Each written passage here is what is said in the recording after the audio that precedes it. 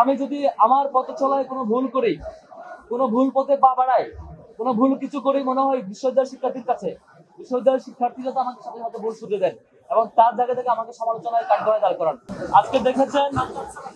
রাষ্ট্রীয় নির্বাচনের ফলাফল ঘোষণা হয়েছে, সেখানে ঢাকা বিশ্ববিদ্যালয়ের শিক্ষার্থীরা সব পদে যাদেরকে যোগ্য মনে করেছেন ভোট দিয়েছেন এবং অধিক সংখ্যক ভোট প্রাপ্তির ভিত্তিতে যারা নির্বাচিত হয়েছেন তাদের নাম ঘোষণা করা হয়েছে। আমার দিক থেকে ব্যক্তিগত অবজারভেশন হচ্ছে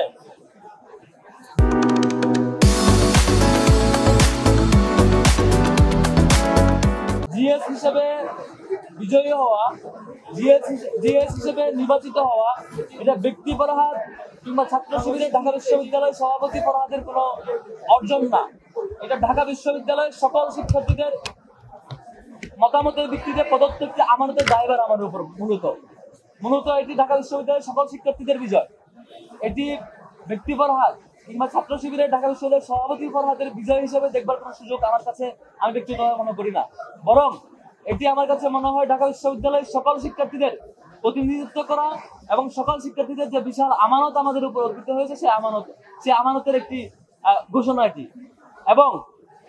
এই কারণে ঢাকা বিশ্ববিদ্যালয়ের সকল শিক্ষার্থীর প্রতি আজকে থেকে আমার বিনীত অনুরোধ থাকবে, দায়িত্ব গ্রহণ এবং দায়িত্ব পালন পর্যন্ত যে কদিন সেই দায়িত্বে আমাদের থাকবো, আমি ব্যক্তিগতভাবে থাকবো, সেই কদিন পর্যন্ত ঢাকা বিশ্ববিদ্যালয়ের প্রত্যেকটা শিক্ষার্থী আমার জন্য উপদেষ্টা হয়ে কাজ করবেন। ঢাকা বিশ্ববিদ্যালয়ের প্রত্যেকটা শিক্ষার্থী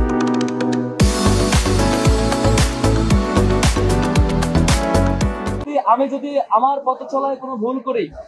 কোনো ভুল পথে পা বাড়াই, কোনো ভুল কিছু করি, মনে হয় বিশ্ববিদ্যালয়ের শিক্ষার্থীর কাছে, বিশ্ববিদ্যালয়ের শিক্ষার্থীরা তো আমাকে সাথে সাথে ভুল শুধরে দেন এবং তার জায়গা থেকে আমাকে সমালোচনায় কাঠগড়ায় দাঁড় করান এবং একদম যেভাবে শুদ্ধি দিলে পরে আমার জন্য সেই পথটা সঠিক পথে যায়, সেভাবে যেন বিশ্ববিদ্যালয়ের শিক্ষার্থীরা আমাকে শুধরে দেন, সেই কামনা করব। একই সাথে আমার জায়গা থেকেও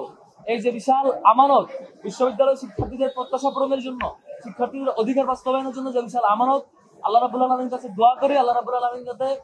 শিক্ষার্থীদের এই আমানতের দায়ভার, এই আমানত রক্ষা করবার তৌফিক দেয় এবং একই সাথে আমাদের কারো দ্বারা কোনোভাবে যাতে কোনো আমানতের খেয়ানত না হয়, শিক্ষার্থীদের প্রত্যাশার খেয়ানত না হয়, কোনো অপরচুনিটির খেয়ানত না হয়, যেটির মধ্য দিয়ে কাল কিয়ামতের মাঠে আমাদের বিশ্বাস অনুযায়ী আমাকে জবাবদিহিতার মুখোমুখি হতে হবে। আল্লাহ রাব্বুল আলামিনের কাছে দোয়া করছি আল্লাহ রাব্বুল আলামিন যাতে আগামীর পথ চলা শিক্ষার্থীদের আমানত রক্ষার জন্য আমাদের জন্য সহজ করে দেয়।